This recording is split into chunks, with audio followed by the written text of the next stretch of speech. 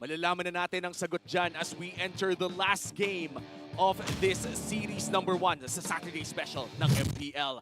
Huling laro na rin ito ng TNC Pro Team of Season 14. And for the Phoenix Army na sumusuporta pa rin hanggang sa dulo, ito na ang dulo para sa kanila. Ang tanong, matatapos nga ba sa panalo? Yun nga ang ating aabangan ngayon kasi based doon sa mga body language nila. Kasi kanina nakasabay ko sila dyan sa CR.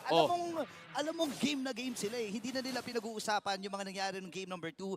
Move forward kagad sila at alam mong ready sila sa game number 3 ng buo ang kanilang loob.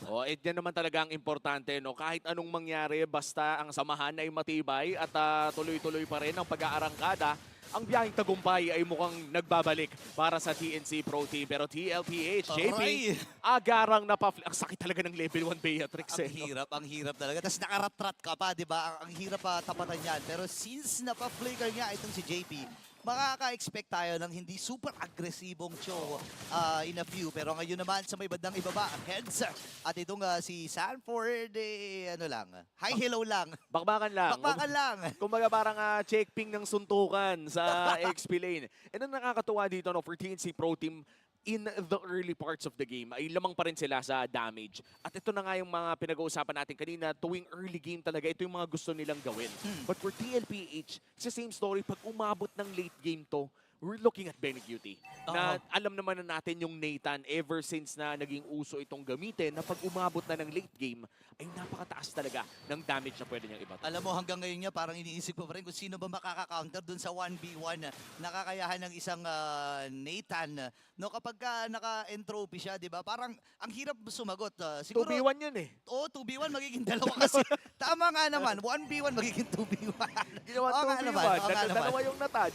At tapos ito pa, tandaan natin, yung Forbidden Jutsu, yung pinakamahabang quad shadow, available din sa Team Liquid Philippines mamaya. Ay, oo nga, no, pero merong diversion play na gagawin dito. Team Liquid PH, nakaready na rin para sa unang pagong ng laban. And heads, siya ang natalaga para sumilip-silip. Alam naman rin niya na nandiyan si Sanford at si JP. So si SD, hahatakin na rin yung pagong. Oh no! Si heads, pero dito mama, na-flicker rin, gamit na nga rin niya habang internal cord. Mula dito sa TNC Pro Team. Ngayon naman si heads mamamatay na unahan agad na Team Liquid PH. Nakaisa na rin kagad si Carlito the Great. Pero tuloy-tuloy pa rin ang kuhaan dito sa may pandang pagong. At si Hedre nakabawi din naman ang isa. 2 for 1 na naging trade, pero kanino nga ba mapupunta ang pagong? Nako, dalawang higo, parang mafia. Nahigop, men. Ibang klase. Ginawang mami eh. Ginawang sabaw eh. Parang bulalo lang eh, sinopsop eh. Higop again. Team Liquid Fish. Ito yung nakakatakot talaga no, sa isang Louie. And yung kakayahan niya na makabalik kagad. Ayun na nga yung pagsipa. Gagawin ng Team Liquid PH courtesy of JP. At ngayon si Escalera ang pinagtutulong-tulungan. Nakaisa na rin ito si Sanji. Napakalayo ng play na yun, men. Pero mo deny version, Plinikera, at lahat na parang sure sila na kung sino yung mahila, sino yung masipa, mag-GG. Kaya na nga si Carl, GG pa ulit. O yan na nga, G-Down ngayon. Andun yung shadow kill, dalawa ang nakasalo nung atake mula din sa Team Liquid PH. Pero again, ito na naman, as usual, mga XP laner, magkakamatayan ba to? Let's see, kasi aatras din si Salford. At sakit pala nung mga normal hits mula doon sa primer rush. Sa may flex ng machong horse na naman si Salford. Alam talaga hindi magkakapatayan, ma-action lang. Pero wala eh. Parang wrestling lang yan, men. Magsasakitan yung buong araw pero walang patayan. Wala, hindi magkakapatayan talaga yan. Again, kung titignan natin, nagiging vital talaga yung role ng mga XP laner. Kapag may mga objective takings, diyan sila malakas eh, and sa mga team fight. Pero ang 1v1, parang duda ako eh. Duda? Parang malabo pa sa sabaw ng pusit, magkamatayan. Malayong may mangyari. Yung tipo na pag nagkatinginan sila, magtatanong ka pa, itutuloy ba natin to?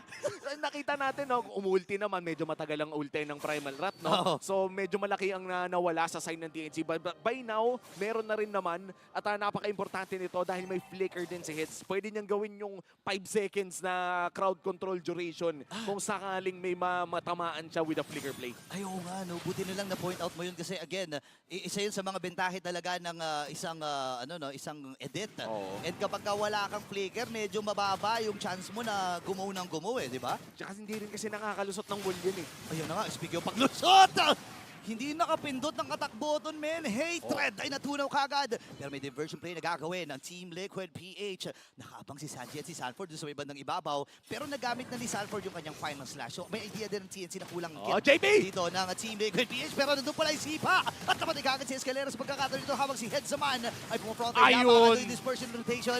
And this time si Sanford talagang ginagawang Lancelot yung kanyang Arlot. Parehas namang may lot doon. Pero ang Team Liquid PH tutuloy na kagad itong ikalawang pagong. Ang ganda ng entrance ng Team Liquid doon. Parang lahat ng mga pwedeng pasukan ay napasukan na. Ito Ay, ay, mapapasukin ay, ay. pa si Kusin. Sanford! Oh, yung tapang talaga ni Sanford dito. Kaya lang, ayun yung hangganan ng tapang. Pero sabi ni Sanji, parang kaya ata eh. Parang kaya pa ata kumuha ng isa. Nako, nandun na sa likod, Sanji. Ito na yung combo! Oh my gosh, grabe yung bilis ng aksyon ng Team Liquid PH. Habang si Head, alam niya na nandito si Sanji. Nakikipagpatentero lang si Sanji dito sa may pader. Ginawang palarong Pinoy, men. Alam niya kasi na hindi naman tumatago sa pader yung ano eh. Hindi tumatagos sa pader yun. Yung mauuntog yung, Yung init. onwards eh. Kapag umonward yan sa pader, Di ba? untog ang habot niyan. Diba? At ang nakakatuwa dito no, for Team Liquid Philippines, parang tuwing up yung diversion, may ganap. Sulit na sulit. Para ka nakasubscribe sa mga pang-teleport na app. Di ba ibang klase talaga ang Team Liquid PH, no? At saka ang dami mong pwedeng i-expect. Again, na-highlight mo na kanina no, na pwede nilang gamitin yung quad shadow diversion. Hindi ko alam kung gagana yung sa entropy ha. Hindi natin alam. Hindi Pero natin sure. pwede kaya yun? Sana makita natin. Sana. Baka naman, Team Liquid PH, baka naman pakita nyo sa amin kung kaya yun. Hindi napuputol yung entropy. Pero si JP hindi mapuputol ang kanyang paninipa. Okay, ngayon hindi naging matagumpay yung plano niya doon. Siya pa ang nahatak habang shadow kill naman mula dito kay Carl TZ sabay iskapo din. Bigla, STCYC na din yung kanyang mga combo. Pero hindi aabot yun. 5.5k gold lead para sa Team Liquid PH. Medyo nag-overheat ng Team Liquid Philippines doon. Pero lamang pa rin naman sila ng 5,000. At least may reminder, soft reminder lang na napakatakas ng crowd control na meron ng TNC Pro Team. Na walang downtime yan. Kapag may nahilang isa, tuloy-tuloy na. Hits. Kunsil nagamit dito. Escalera, naghahanap sila pero in trophy Ayan na. naman. Ang magiging sawa dito ni Benny QT at nandun. Carl. Yung continuous crowd control pero hindi magagamit ng TNC Pro Team kasi nga naman may bitin pa sa kits. Nagamit na rin yung flicker ni Heads. Oo. At ngayon ay aatras muna ang Phoenix Army. Parang naiwan doon sa Escalera. Sanji with another diversion play. Oh, Punta no. naman doon sa may bot lane. May pinadala lang na isa. JP. Ay, dalawa pala silang nandoon. Kung pinagtulong-tulungan si STCYC. Oh my gosh, napakabilis ng burst mula sa Team Liquid. Nagpakilala na yung Sansan Duo sa baba. Yeah. Yung magkapatid ay pumunta sa bot lane para magpakilala kay SD. At dahil nga wala yung kanilang jungler, nawala yung side lane pressure na mayroon dito ang TNC Pro Team. Grupo-grupo muna, 4v5 ang senaryo at napakatapang na ni JP gumawa ng play. Grabe yung pagpapakilala na dito. Alam ko may ilan pa rin sa inyo nalilito so dun sa Sansan kung sino ba si Sanji at si Sanford. Wala, pinagsama na natin dun sa may bottom lane eh. At kahit sino naman ang banggitin mo, Pares malakas. pares malakas. Iba lang ang lane pero parehas din ang gusto. At bali-balita ko, no, yung connection talaga na yan ay talagang tested na by time. No? Oo. Mula M4 pa hanggat ngayon na nandito na tayo sa Season 14 of MPL. Nakita ko nga yung isang post ni Ma'am Mitchell kasi nag-birthday si Sanji, di ba? Oo. Ibang-iba yung mga player picture. Parang lumaki na, parang nag-puberty na sa loob ng organisasyon nila. Oo, parang when puberty hits you.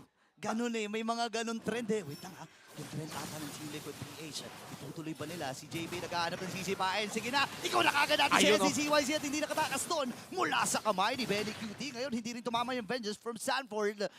At kailangan muna nilang kumontrol ng lane. Si JP ready pa rin. Tinan mo naman may mga Jeet Kundo bang inaamba. Ito yung amba na Uy. alam mong may balak eh. Oo. May mga iba kasing Ay. amba na amba lang talaga. Oo. Eh, yung amba na yun, alam mong may angulo. Oo, tsaka alam niya rin kasi, confident siya na any moment, kapag may na-knock up siya nung Jeet Kundo, kahit hindi nga sipa eh, may follow-up kagad mula sa Oo. Team Liquid. Tsaka if ever sabihin natin may lumayo o masyado siyang napalalim, may flicker pa rin naman. Oo. At tatandaan natin, with a Hayabusa na ganito kahaba yung quad shadow range ay kayang-kaya talagang lumaban kahit malalim. And of course, kailangan din nila isipin paano sila makakaalis. But at this point, Team Liquid Philippines with a 9k gold lead. Grabe. Sometimes okay lang na mamatay ka eh.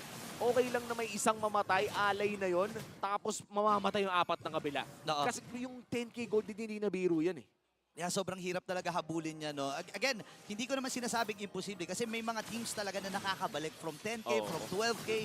Ilang beses na natin nakita, lalo na sa MPL Philippines kasi nothing is impossible dito sa MPL PH, di ba? Oo, parang minsan nga yung mga miracle set pa yung mga nagiging highlight. Oo. O yung mga teams na napakalakas mag-buy time na umaabot na ng mga 20 minutos ang laro. At yung 10K gold lead ay hindi na nagmamatter. At ngayon na nabanggit na natin yun, Burrito, no? Yun na lang ang natitirang mga options ng TNC Pro Team. Either patagalin yung laro o isang miracle set na napakaganda within the team fight para mawala ang naratibo na wala silang mapapanalong match in this regular season. Napaka-importante na ito para sa TNC. Nahuli agad! Pinahuli ka agad nung final slash. Naku po, delikado ata ang TNC Pro Team. Nawaflicker na rin itong si Hatred habang shadow out din. May sipa mula kay JP. Lista mo na daw para sa kanya pero namatay din. Itong si Heads. And this time, transition ata sila dun sa may top lane. Kompleto pa. Actually, isa lang ang napatay dito sa Team Liquid at umabot na ng 12 yung gold din nila. 10 segundo dito para kay SDCYC. Makakabili pa ba ng oras dito ang TNC Pro Team para sa isang panalong gusto nilang makuha? TLPH, tuloy-tuloy lang ang pag-push dito sa may bandang ibaba. At mukhang respeto muna Wow. ang call ng Team Liquid. TNC under 13K. Grabe, may respetong pinakita si Sanji doon eh. Pero pumlex muna. Di ba maganda yung may respeto ka with the swag. Oo. Di ba diversion play sa flex at ang TNC Pro Team. Nababanggit mo na to kanina kung ano ba yung win condition nila, di ba? Yung continuous crowd control na parang ito na ata yung pero napaplicker out kagad din sa Escalera habang sword out itong si SDCYZ. Nararamdaman na rin yung beating sa damage ng Phoenix Army dito, ha? Buy time na lang siguro as of now dahil medyo nahihirapan na rin sila mag-burst ng mga miyembro ng Team Liquid Philippines. Inibalik din natin ang storya for TNC kung manalo dito sa Game 3. Pero wait lang! Ayun na yung diversion play habang yung counter engagement mula sa TNC Pro Team nakagaling si sa Carlito. Ngayon Kozen? tuloy-tuloy ang pag-abandon ng Cavalry. Wow! Nakabawi din naman ng isa, 1-for-1 na naging palitan doon. Pero pa mga minions, may mga minions pa. Si Carlito humampas lang ng saglit doon sa may crystal. Pero alam nila na kulang sila. Wala sila yung pinakamalaking setup nila, yung AoE setup nila, kundi si Sanford. At pwede sila mag-buy time dito habang hindi pa buhay itong Lord. Isa yun sa mga tinatawag nating Lugi Mastery Play na talaga eh. Yung hindi mo kita yung diversion. Kasi sa labas ng mapa tinututok at lalabas sila ng biglaan na lang doon sa may Gedli. Oo. At yun yung mga magugulat ka talaga. And for TLPH, it was worth a try. Okay yun na sinubukan nila dahil kung nanalo sila sa team fight na yun, that could have been a perfect way to end this game. But for TNC, kapit patalim pa rin talaga.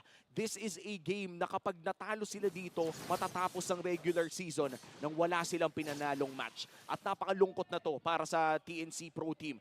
But if let's say, may milagro silang magawa, manalo sila in this setup, pwede nilang ibaligtad ang naratibong iyon. Alam mo, sa totoo lang, hindi pa rin imposible yan para sa TNC Pro Team, no? Again, pinag-uusapan natin yung kapal at laki ng crowd control na meron sila. Escalera, andyan si Heads, pwede nilang i-force ito. Pero again, napakahirap na parte na kumontes doon sa Lord. Pero kasi yung counter engagement yung kanina nakita na natin parang patikim na yun ng TNC na hindi nyo kami pwedeng i-dive basta-basta. Oo, isang magandang team fight lang talaga o siguro 2 o 3 pa dahil napakalaki talaga ng gold lead na ginawa dito ng Team Liquid Philippines. Oo. And Sanji has been playing out of his mind. Napakaganda ng ginagawa ni Sanji in this game to the point na in terms of control ng tempo, tuloy-tuloy niyang ginawa ng play na kahit mag-isa siya, kahit isa lang yung ipadala niya, ay kontrolado niya yung laro. If ako lang papapiliin ng MVP in this game, men. Para sa akin, parang si Sanji na to Iba yung galaw niya this game. Mga ibang level ang mga multi-plays dito ni Sanford. Wait lang, nandun yung fire siya pero na-counter. Kaga dito ng CNC Pro Team. Ang nagamit na rin yung Eternal Guard. Based pa dito ang CNC Pro Team. Hindi ata nila kaya pero kakayanin ng TNC na dumipensa. Ngayong kalahati yung buhay ng Chris. Nandun yung Shadow King mula sa Kikikol TC. At ang TNC, bumibitaw ba? Hindi. Napasipa na itong si JP. At ang Team Liquid PH ang magwawagi